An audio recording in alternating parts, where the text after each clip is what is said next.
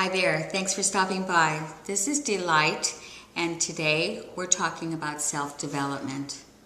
I view self-development much like athletics. Imagine an athlete preparing for the game they love, the game that's important to them.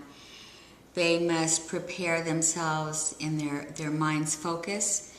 They've got to prepare themselves with the food they eat, their exercise regime, the amount of rest that they give their body. And this is how I prepare myself for the game of life, because life is the game that I love. And I see it in a very proactive way.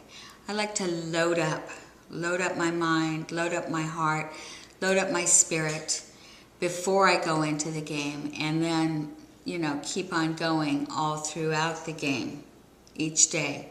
Each day is the big game.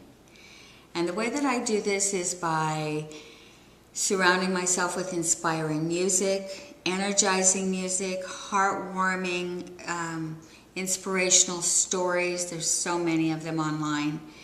And everywhere we turn, there are things that can inspire and engage and cause us to have a positive view of life, rather than sitting and watching the TV with all of the negative detective shows. And the forensic shows are really fascinating, and there's a lot to be gained from understanding the world that we live in. But too much of that negativity about who and why and how someone got killed, you know what? It brings the mind down. It brings the spirit down.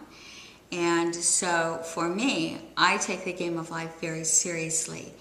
And so self-development is preparing myself to be the very best that I can be every single day of the game of life. I was watching an interview once of an athlete as she was talking about how she prepared for the game, and she was standing there with her coach, and she said, well, I train hard. And then she looked over at her coach and she goes, I don't know, what do you think?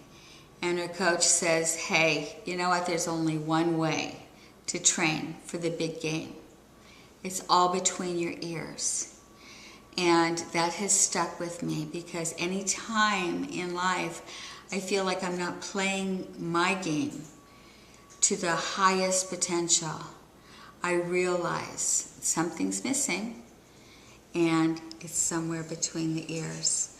Our thoughts and the things that we surround ourselves with in life can either help us to play a magnificent game or a sloppy or depressing game. So I choose inspiring, awesome life. What about you? Thanks so much for stopping by. This is Delight signing off.